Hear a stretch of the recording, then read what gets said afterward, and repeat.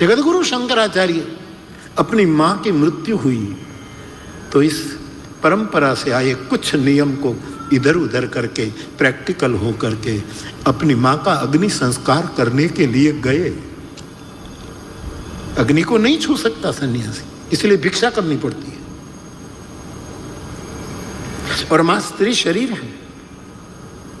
पंडितों ने विरोध किया, विद्वानों ने विरोध किया, बड़े बड़े उस समय के महापुरुषों ने विरोध किया कि ये सन्यास के नियम का भंग है। लेकिन शंकराचार्य कहते हैं ये मेरी मां है, आपको उसकी कीमत नहीं, मेरे मन को पूछो, अमित प्रभाव है। मेरी मां का प्रभाव वेद भी नहीं जान सकता, ऐसी ये मेरी मां है, मेरी अम्बा।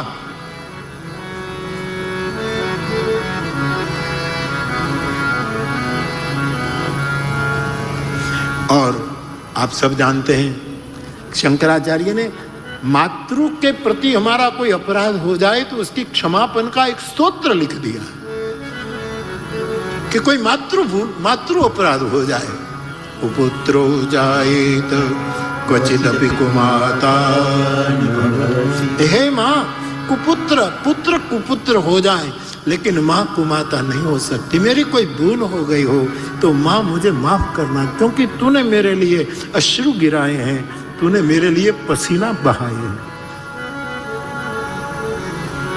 पृथिव्यां पुत्रास्ते जननी बहवः सन्ति सरला, परं तेषां मध्ये विरलतरलोऽहं तव सुत मदीयोऽयं समुचितमिदं नो तव शिवे, कुपुत्रो जायेत क्वचिदपि कुमाता न भवति।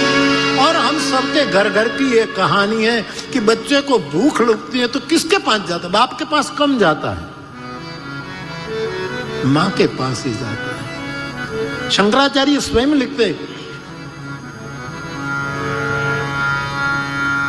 बच्चा जब क्षुधार्त हो जाता है तो मां के पास दौड़ता, मां मुझे भूख लगी है। कथा को भी मां समझो, जब ज्ञान की भूख लगे तब मां की गोद में जाओ।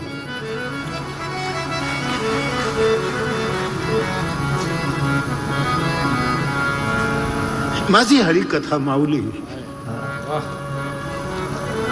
ज्ञान माझी, मैं रोज शुरू करूँ तब आप संबोधन करता हूँ बा बा बा, तो कई महाराष्ट्रीयन भाई पूछते हैं कि ये मारा बाप का मतलब माझा बाप। काल थी हूँ ही बोली सब बाप बाप माझा बाप, बराबर है। माझा में मारा बाप, मेरा बाप, माझा बाप, माझा। 2 minute please, give me.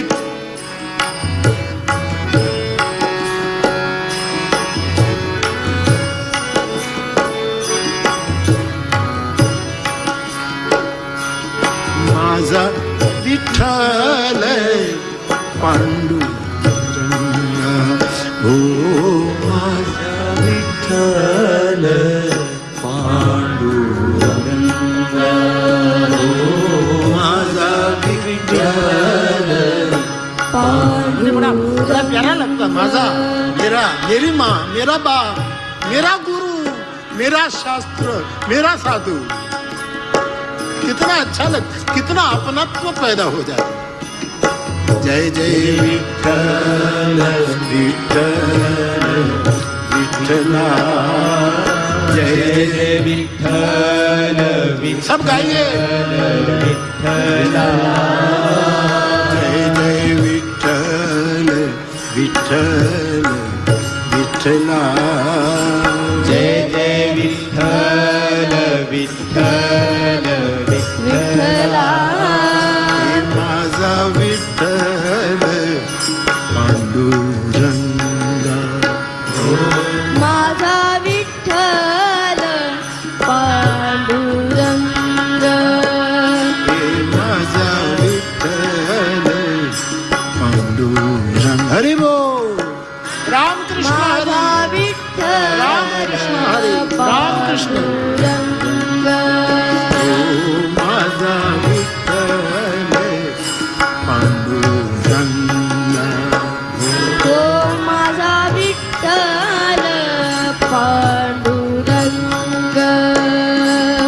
Tukaram जी तो पांडुरंग भी नहीं के गुस्से में आ गए एक बार पुंडलिक को।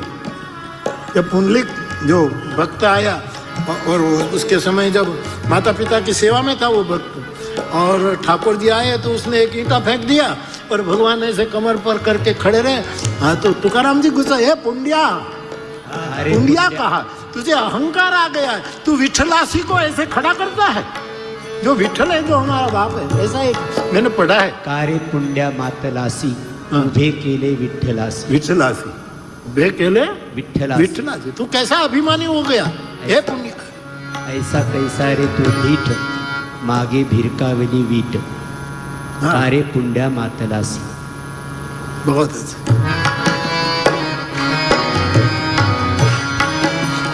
2 मिनट सब गाइएगा, पहले सुने और सब गाइएगा। देखो भाई, कोई भी कथा बिना कीर्तन, बिना भजन और बिना भोजन सफल नहीं होती। वहां भोजन भी होना चाहिए और बाबूजी करा रहे। मैं बार बार हम निकलते हैं, इस दृश्य को देखते हैं तो अहो वाह होता है, वाह वाह क्या क्या लोग प्रसन्न। ये मौका है, यावत माल, जब तक माल पड़ा है तब तक लूटा हुआ है। बाकी तो यावत माल, बड़ी मुझे अच्छा लगता है सब। इतने चीज मैं भूल जाऊं इसे। मैं स्वयं सेवकों को बहुत बहुत धन्यवाद देना चाहता हूँ कि बहन लोग जो पिरस रही हैं, स्वयं सेवक जो पिरस रहे, कथा में जो व्यवस्था संभाल रहे हैं, हर एक जगह पर जो लोग कमेटियां बनी है, मैं सबको मिल नहीं पाता मेरे मौन के कारण। कई संस्थाओं को मुझे मिलना था, अपनी संस्था में मुझे बुलाना था, लेकिन मेरे मौन के कारण मैं कहीं जा नहीं पा रहा हूँ। इसलिए मैं सबको याद कर रहा हूँ। कई मंदिरों में मुझे बुलाया गया, संस्थाओं में, कहीं गौशाला, कहीं फला, लेकिन मैं सबके प्रति आदर व्यक्त करता हूँ कि मैं नहीं। आज तो एक बहन ने लिखा कि मुझे सपना आया, सपना वो मुश्किल मेरी। उसको सपना आया कि बापू आप सपने में आए, सपने में हमारे घर आए, हमारे घर सत्यनारायण की पूजा थी, आपने सत्यनारायण की पूजा की, बैठे पूजा में, और फिर आपने प्रसाद पाया, आपने नंबर भी लिखा है, लेकिन जो बहन यहाँ बैठी हो उसको पता हो तो आपका सपना, सपने तो सपने हैं, कब हुई है अपने? आँख खुली और छूट गए। सपने तो सपने हैं, कब हुई है अपने? आँख खुली और टूट गए, ऐसा एक गीत है। लेकिन माता जी आपको सपना आया और सपने में मैं आया तो आपका सपना कम से कम पूरा हो। इसलिए आज का दिन है, अभी कल का दिन भी मैं हूँ। आप अपने घर से, हमारे यहाँ से गंगा जल ले जाना और गंगा जल से सत्यनारायण का प्रसाद बना करके मेरे उतारे पर भेज देना, तो सपना पूरा, मेरा पेट पूरा।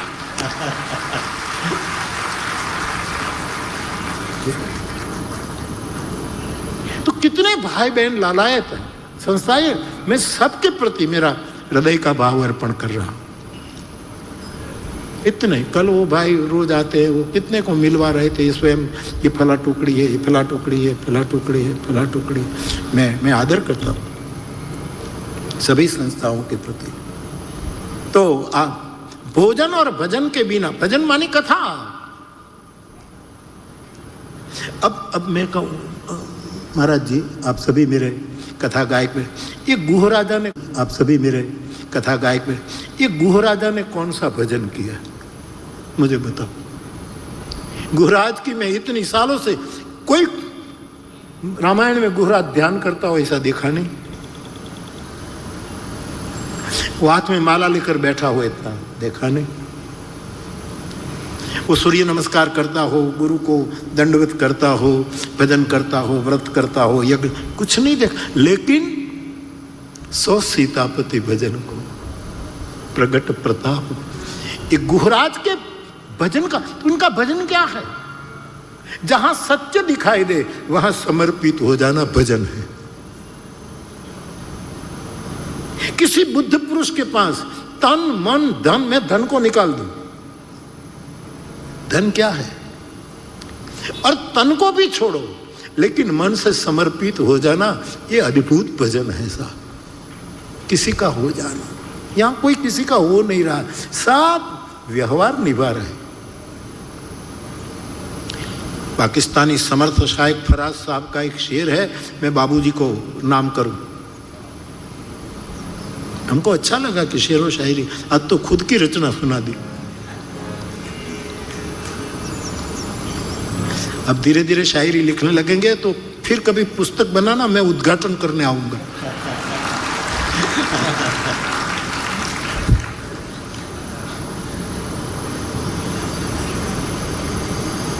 इससे उम्मीद है वफा न रख फराज।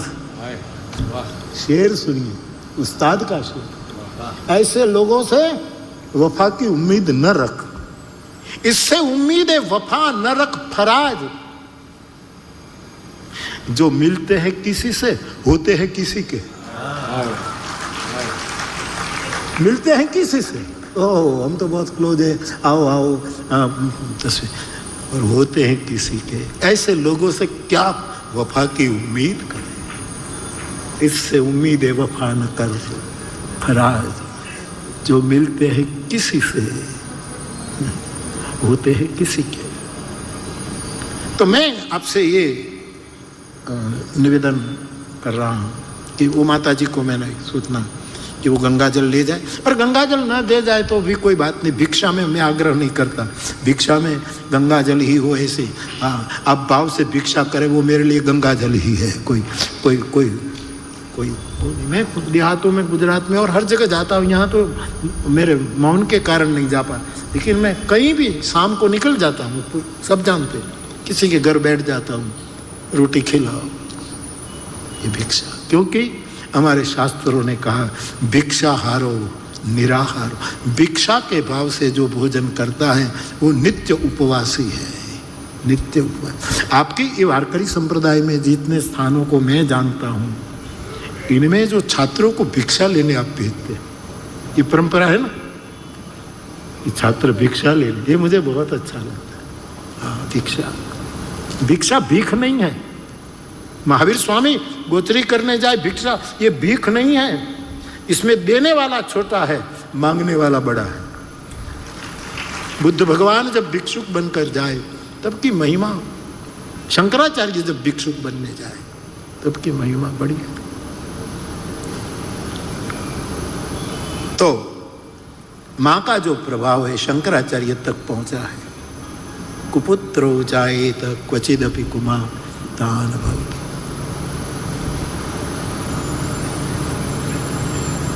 जब भूख लगती है तो बालक माँ के पास, तो मैं आपसे ये निवेदन कर रहा हूँ, तो कहाँ से कहाँ जा रहा हूँ, लेकिन ये निवेदन कर रहा हूँ कि माँ के पास अश्रु का द्रव्य प्रवाह है और पसीना अपने बच्चों के लिए। तीसरा, माँ के पास रक्त प्रवाह है। रक्त प्रवाह का मेरा मतलब एक परिवार के लिए लोही का पानी कर देती है, इसी के रक्त। केवल फिजिकली नहीं कहूँ, माँ होती है पूरे परिवार। विनोबा जी अपनी माँ की बहुत सराहना करते। मेरी माँ मुझे विन्या कहती थी, विन्या विन्या विन्या कहकर पुकारती। विनोबा जी कहते माँ, और माँ के लिए अच्छा बहुत प्यारा शब्द है, मीठा, माउली माउली माउली। तो भोजन और भजन, भजन वाली भगवत कथा, समर्पित भाव। गुरुराज ने कौन भजन किया? वो सीतापति। अब तो कुछ समय का ही तो रिश्ता है, कुछ समय से मिले है, लेकिन कौन सा भजन? समर्पित हो जाना, वो भजन। तो कथा में भजन भी हो, भोजन भी हो। भोजन तो कथा पूरी होते ही 1.5-2 घंटे पहले तो शुरू कर देते हैं, तभी पूरा होता है। और इसलिए 2-5 मिनट मुझे दीजिए।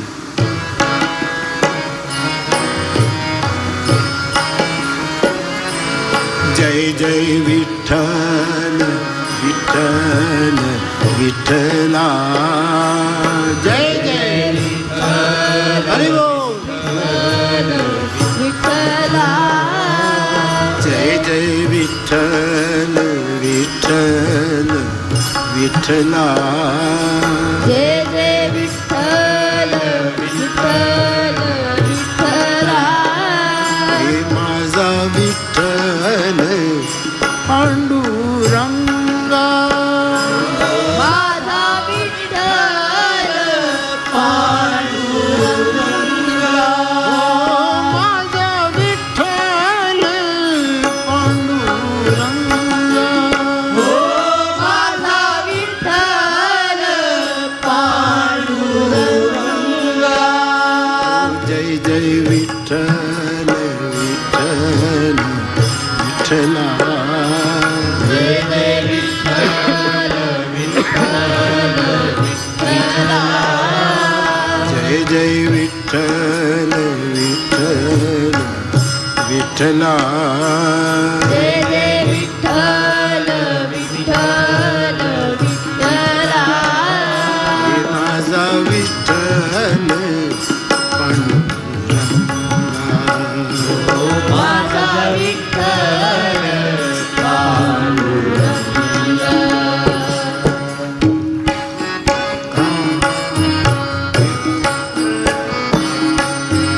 रंग रंग पांडुरंग रंग विठ्ठला रंग रंग पांडुरंग रंग विठ्ठला रंग रंग पांडुरंग रंग विठ्ठला रंग रंग पांडुरंग सब गाइए विठ्ठला रंग रंग रंग पांडुरंग रंग विठ्ठला रुक्मिणी समेता पंढरीनाथा रुक्मिणी समेता पंढरीनाथा रुक्मिणी समेता पंढरीनाथा रुक्मिणी समेता पंढरीनाथा पंढरीनाथ पंढरीनाथा पंढरीनाथ पंढरीनाथा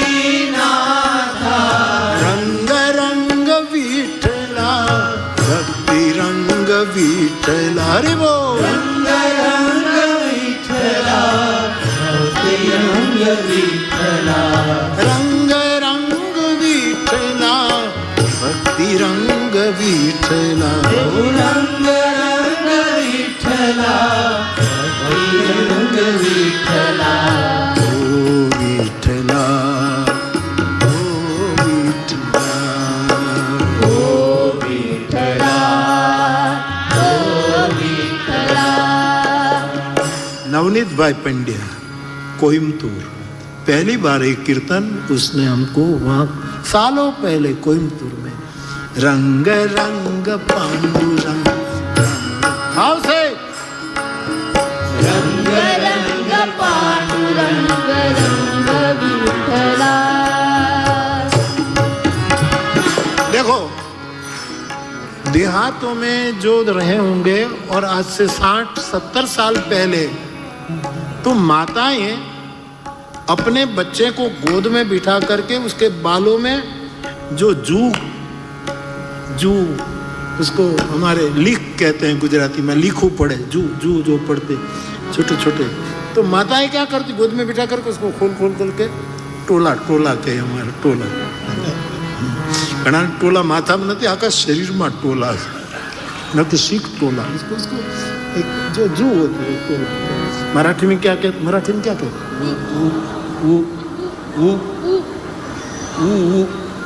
अच्छा हाँ ये बस ये अब मैं मराठी सीखने बैठूं तो कहाँ जाओ यार, लेकिन बहुत अच्छा। तो वो जो होते माता ऐसे ऐसे करते तो हमारे यहाँ टोला कहते हैं यार, लेकिन बहुत अच्छा। तो वो जो होते माता ऐसे ऐसे करते तो हमारे यहाँ टोला कहते हैं, तो वो क्या कहते उसको फेंक दे तो फिर वो चढ़ता है, धीरे धीरे ऊर्ध्वगमन करता है और फिर वहाँ अपने स्वस्थान में चला जाता है। तो माताएं क्या करती है, ये जो कुत्ते जब वो जो लिख अथवा जो आप कहते हैं वो निकल जाता। तो हमारे देहात मैंने देखा कि वो माताएं जीव को, जंतु को अपने बाएं हाथ के नख पर रखे और दाएं हाथ का नख ऐसा करके उसको मार देती थे ताकि वो चढ़े ना। वैसे संकीर्तन में पाप ना टोला, वो पापनी लिख बाहर निकलती है, वो फिर हमारे में चढ़ न जाए, इसलिए ताली लगाकर उसको मार दिया करो। मार दिया जाए, छोड़ दिया जाए, तेरे साथ शुरू किया जाए, मार दिया जाए, छोड़ दिया जाए, तेरे साथ शुरू किया जाए। तो ताली का अर्थ है हरि नाम लेने से जब विकार बाहर निकलते हैं वो फिर से हम में प्रवेश न करे, इसलिए ताली से उसको मार दिया जाए। इसलिए राम कथा को ताली की उपमा दी है। राम कथा सुंदर कर ताली, संशय विहग उड़ाओ। इसलिए भाव से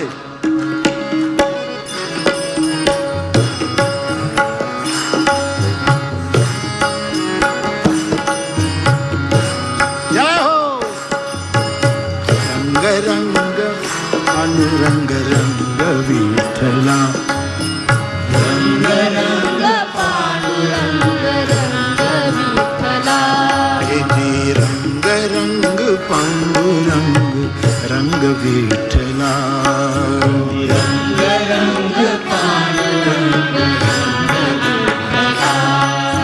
रुक्मिणी समेता पंढरी नाथा, समेता पंढरी नाथा, रुक्मिणी समेता पंढरी नाथा, रुक्मिणी समेता पंढरी नाथा, पंढरी नाथा, पंढरी नाथा, पंढरी नाथा, पंढरी नाथा, रंग रंग विठला, भक्ति रंग विठला, रंग रंग विठला, भक्ति रंग विठला, यदि रंग रंग विठला, भक्ति रंग विठला, रंग रंग विठला, भक्ति रंग विठला। ओ विठला, ओ विठला, ओ विठला, ओ विठला, यदि ओ विठला, ओ विठला, ओ विठला, ओ विठला, रंग रंग पांडुरंग रंग विठला, रंग रंग पांडुरंग रंग विठला।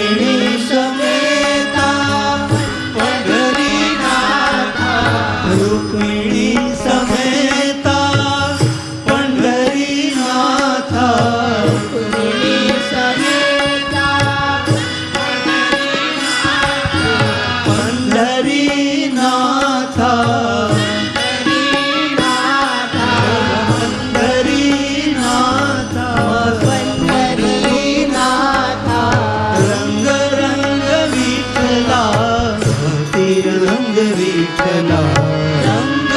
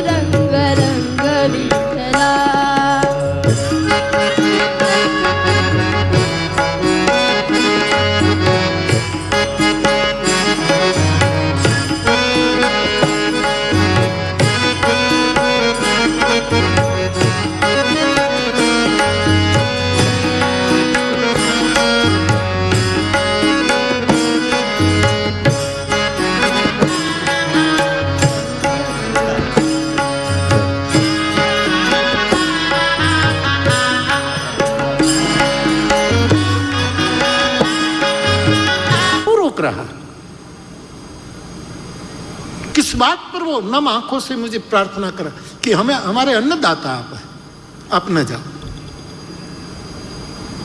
सुबह होती है,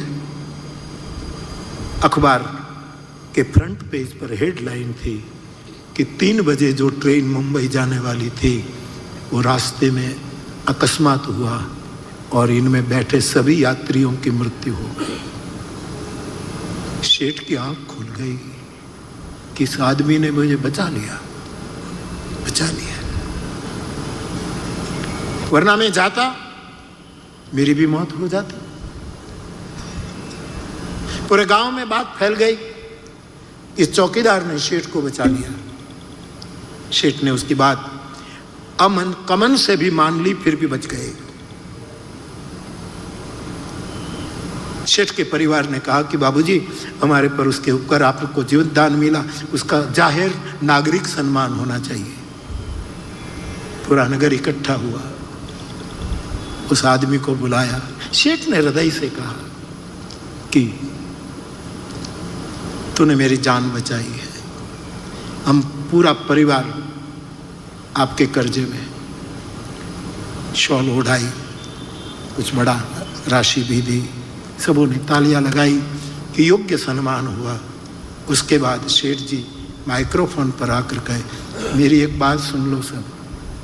उसको बहुत पैसे दिए, शॉल दी, सम्मान, और शेठ ने कहा कि मैं, इस आदमी ने मेरी जान बचाई, बिल्कुल नागरिक अभिनंदन किया, इतना मैंने किया, ये सब मेरा कर्तव्य था, लेकिन अब मैं उसको मेरी नौकरी में रखना नहीं चाहता, मैं नौकरी से निकाल देता हूं। सन्नाटा हो गया कि शेठ जी आपको क्या हो गया?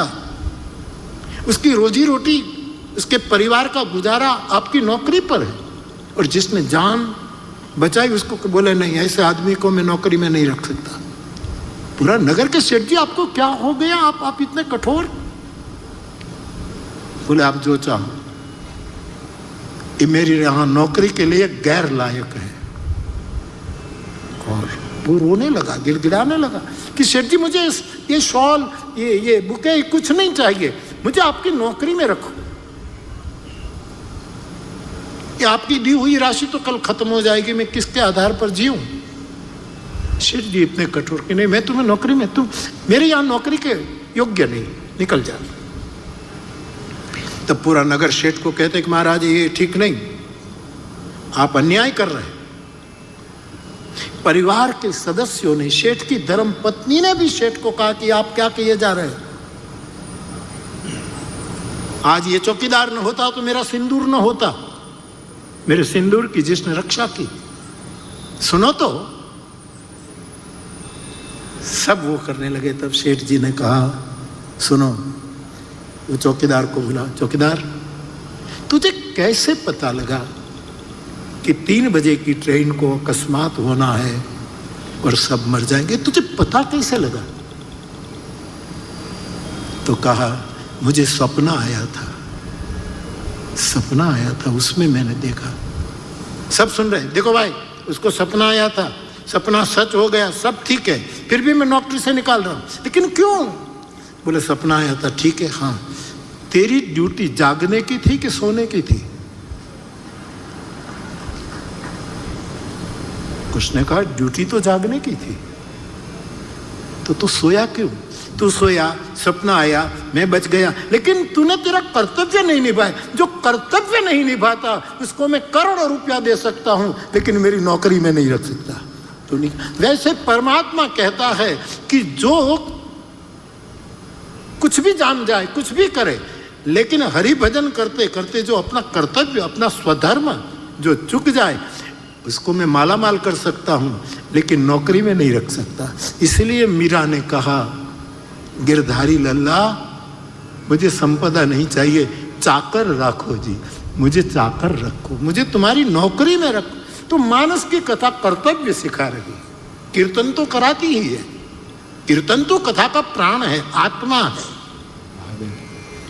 लेकिन प्रत्येक व्यक्ति का कर्तव्य एक कथा, वरना परमात्मा मालामाल तो कर देंगे, नौकरी में नहीं रखेंगे, अपने पास नहीं रखेंगे। इसीलिए भगवत कथा तो पिता का कर्तव्य है पालक बने। पिता का कर्तव्य है अपनी परंपरा का सतत अपने बच्चों को स्मरण दे और परंपरा प्रवाही हो। तीसरी बात, पिता आचरण करके बोले। जो बाप आचरण नहीं करता है और अपने बच्चों को ये करो ये करो, ये बच्चे पर कभी जाएगा ही नहीं, बात नहीं। गांधी जी की आवाज में जिसने गांधी जी को सुना हो, हमारा तो जन्म ही गांधी जी की, तो फिर उसके बाद तो देश को आज़ादी मिली, हम 1 साल के भी नहीं थे तब गांधी ने देश को आज़ादी दे दी। लेकिन जिन महानुभावों ने गांधी जी को सुना है, उसकी वाणी में कोई इतना वक्तव्य पावरफुल नहीं है गांधी जी का।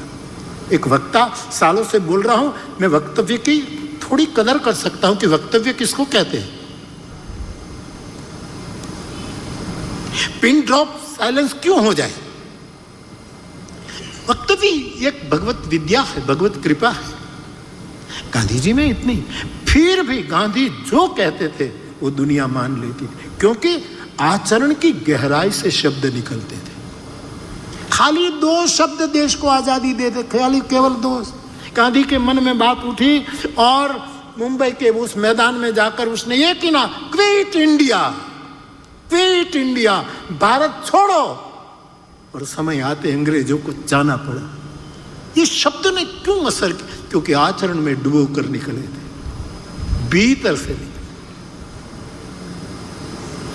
रिवॉल्वर में गोली होती, क्या गोली होती क्या कार्टिस होते हैं? रिवॉल्वर होता तो बंदूक में गोली हो, और एक गोली, कोई पुलिसमैन गोली लेकर किसी को मारे तो क्या होगा? हाथ में पकड़कर गोली मारे तो क्या होगा? थोड़ा सूजन आ जाए, थोड़ा लहू निकले, लेकिन बंदूक में डालकर गोली मारे तो आर पार।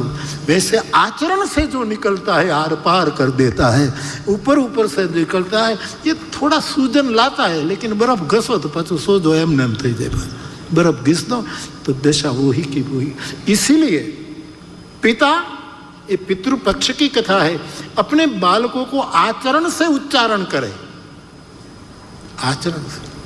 हम गुजरात में विनोद में मैं कहता रहता हूँ कि एक आम के पेड़ों का बगीचा था, बहुत आम आए थे। तो एक लड़का छोटा, वो आम के पेड़ पर चढ़कर आम की चोरी करता था। एक झोली थी उसके पास, आम तोड़े, डाले, चारों ओर देखे कि आम का मालिक ना आ जाए इस बगिया का, तो तोड़े। तो इतने आम की बाड़ी का मालिक आ गया। उसने कहा, ए, इतनी छोटी उम्र में चोरी करता, उतर। रंगे हाथ पकड़ा गया, उतर नीचे। नीचे उतरा, 2 थप्पड़ मारी।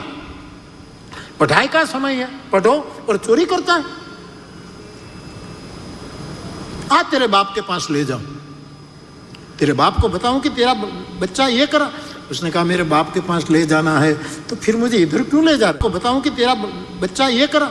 उसने कहा, मेरे बाप के पास ले जाना है तो फिर मुझे इधर क्यों ले जा रहा है? क्यों? कि मेरा बाप दूसरे आम के पेड़ पर चढ़ करके आम चोर रहा है। हम दोनों 2 झोली लेकर निकले हैं। अब जिसका बाप ही चोरी करे, उसका बेटा क्या शाहकारी करेगा? पितृपक्ष का ये कर्तव्य है कि अपने आचरण से संतानों को शिक्षित करें। मैं तो ये भी कहूँ, संपन्न लोगों को भी अपने बाल को खुद पहले करके, संपन्न लोगों को कुछ एक करना कि 24 घंटों में थोड़ा समय एकांत में बैठना चाहिए। ये बहुत जरूरी है। मैं साधु की व्याख्या क्या करता हूँ? कोई मुझे पूछे कि पहुंचे हुए भजनानंदी साधु की व्याख्या क्या, तो मैं यही करता हूँ कि जिसको एकांत प्रिय हो वो साधु, एकांत प्रिय हो। और अपना स्वधर्म निभाने के लिए भीड़ के बीच में आना पड़े तो भी जो प्रशांत हो वो साधु। भीड़ के अंदर हो तो भी प्रशांत हो। मैंने तो मेरे बुद्ध पुरुष को जिस रूप में देखा, वहीं से मैं स्वभाव ले लेकर के आपको बात कराऊं। दादा का त्रिभुवन, दादा का एकांत। मैंने इतनी साल उनकी चरणों में बैठकर मानस पाया, सेवा की, सब कुछ हुआ, लेकिन मैंने कभी 2-3 लोग उनके पास बैठे हो कभी नहीं देखा। मजबूर साहब का एक शेर है, मजबूर साहब का, कि नहीं कोई गुरु ना कोई चेला, ना कोई गुरु ना कोई चेला, भीड़ में अकेला, अकेले में मेला। अकेला बैठा हो तो उत्सव, और भीड़ में बैठे तो अकेला रहे। ये प्रशांत साधु का लक्षण है। हर एक के बीच में हो, लेकिन सबसे परा लगे कि नहीं ये भी लगा है।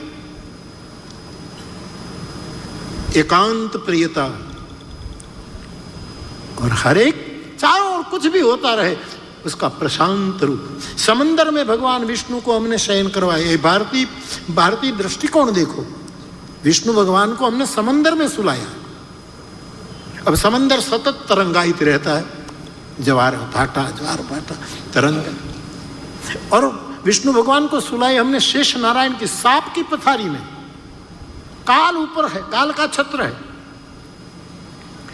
समंदर में काल का बिछाना, उसमें विष्णु सोए हैं और लक्ष्मी चरण सेवा कर रही। संपत्ति इतनी है कि उसके चरण में पड़ी है। फिर भी विष्णु भगवान का स्वरूप क्या है? शांताकारम भुजगशयनम। इन सभी विपत्तियों के बीच में जो शांताकार, योग निद्रा में जो लेटे हैं, तो साधु वो है जिसको एकांत प्रिय। और प्रत्येक व्यक्ति को थोड़ा अपना एकांत खोज लेना चाहिए। 5 मिनट 10 मिनट घर में, आश्रम में एक कोना ऐसा रखो कि जहां तुम्हारे सिवा कोई न हो, अथवा तो केवल तुम्हारे गुरु की स्मृति हो, केवल इष्ट की स्मृति हो। मजबूर साहब का, ये तो मजबूर साहब का शेर, लेकिन हमारे बदायूं साहब का, फहमी बदायूं साहब का एक शेर है। वो कहते हैं कि कितना महफूज हूं मैं इस कोने में, मेरे घर के कोने में, कितना सुरक्षित है, कितना महफूज हूं मैं इस कोने में, कि अब कोई अड़चन नहीं रोने में, अकेले अकेले रोने, कोई अड़चन नहीं, कोई अड़चन नहीं। मैं अकेला अकेला मेरे गुरु को याद कर कर, मेरे शास्त्र को, मेरे संतों को याद करके 2 आंसू गिर। एकांत बहुत जरूरी है मेरे भाई बहन। और एक उम्र हो जाए फिर तो ये निर्णय करो, अभी एक उम्र हो जाए फिर तो दूसरा प्रशांत अभ्यास, कि सबके बीच में भी हम तरंगायित न हो। एक नेमी की तरह, एक दरी की तरह चक्र घूमते रहते हैं, दरी नहीं घूमती। बैलगाड़ी के पहिए घूमेंगे, उसकी जो दरी है, ऐसे प्रशांत। तीसरा सूत्र, साधु की पहचान, वो नितांत होता है। शब्द प्रयोग मेरे हैं, लेकिन मैंने जो देखा है वो पेश कर रहा हूं। मैं कहता हूं निज नयन की देखी। नितांत, नितांत का अर्थ है पूर्णता, भरपूरता। साधु ऐसा हो कि देखते लगे कि हमें काई घटतू नहीं है। विवेक भी इतना, वैराग भी इतना, वक्तव्य भी इतना, ज्ञान भी इतना, भजन भी इतना, आश्रय भी इतना, अश्रु भी इतना, पूरा लगे। जैसे कबीर तो दावा करके कहते हैं, कह कबीर मैं पूरा पाया, मैंने पूरा पा लिया। जो साधु आपको नितांत लगे, भरपूर लगे, काई घटे नहीं, कुछ घटे ना।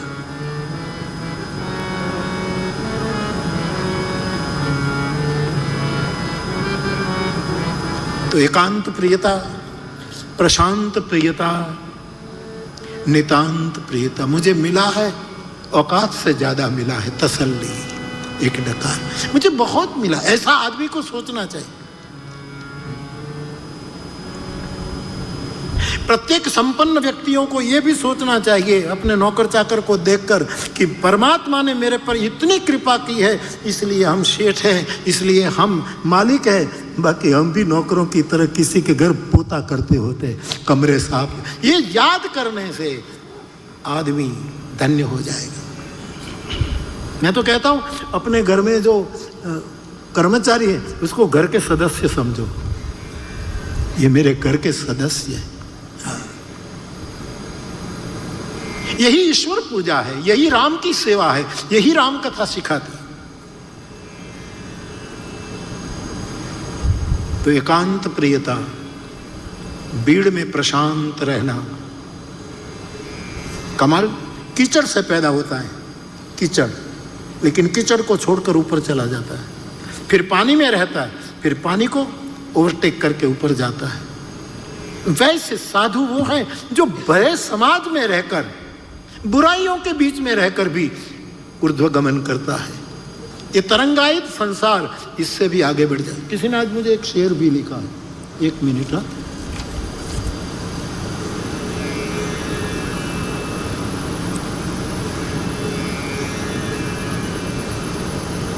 ये प्रेमचंद, मुंशी प्रेमचंद की कुछ बातें लिखी हैं, मैं पढ़ दूं। ख्वाहिश नहीं मुझे मशहूर होने की, ख्वाहिश नहीं मुझे मशहूर होने की, आप मुझे पहचानो बस इतना काफ़ी है। मुझे मशहूर नहीं होना, लेकिन मेरा गुरु पहचान ले, बेटा कहाँ था इतने दिन, कहाँ था, सब ठीक ठाक, इतना काफ़ी है। अच्छा शेर। अच्छे ने अच्छा कहा, बुरे ने बुरा जाना मुझे, क्योंकि जिसकी जितनी जरूरत थी उसने उतना पहचाना मुझे। किसी ने मुझे अच्छा जाना, किसी ने जिसकी जितनी जरूरत इतना पहचाना मुझे। जिंदगी का फलसफा भी कितना अजीब है। अच्छा शेर। जिंदगी का फलसफा भी कितना अजीब है कि शामें कटती नहीं और उम्र गुजर जाती है। शामें कटती नहीं। जो प्रेम करता है उसकी शाम कटती नहीं। शाम हुई मोरे शाम न आए, गोपी कहती है शाम हुई मोरे शाम न आए, शाम बिना क्यों शाम सुहाए, कृष्ण न आए तो ये संध्या कौन काम की। व्याकुल मनवा यूं ही पुकारे, अरे शाम बता अभी तक क्यों न शाम आए। तो शाम कटती नहीं और जिंदगी गुजर जाती है। मैं बैठ जाता हूँ अक्सर मिट्टी पर, क्योंकि मुझे अपनी औकात अच्छी लगती है, मुझे अपनी असलियत अच्छी लगती है। मैंने समंदर से सीखा है जीने का सलीका, चुपचाप से बहना और अपनी मौज में रहना। समंदर से सलीका से।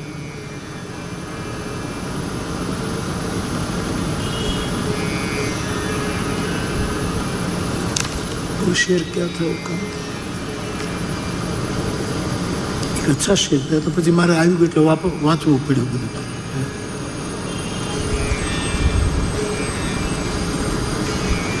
सुकून की बात मत कर ए गालिब, सुकून की बात मत कर ए गालिब, बचपन वाला इतवार अब आने वाला नहीं है। वाह क्या बात। वो तो घड़ी बीत गई, वो बीत गई। वो शेर में आपको बताओ, मैंने रख लिया। 1 मिनट आ भाई।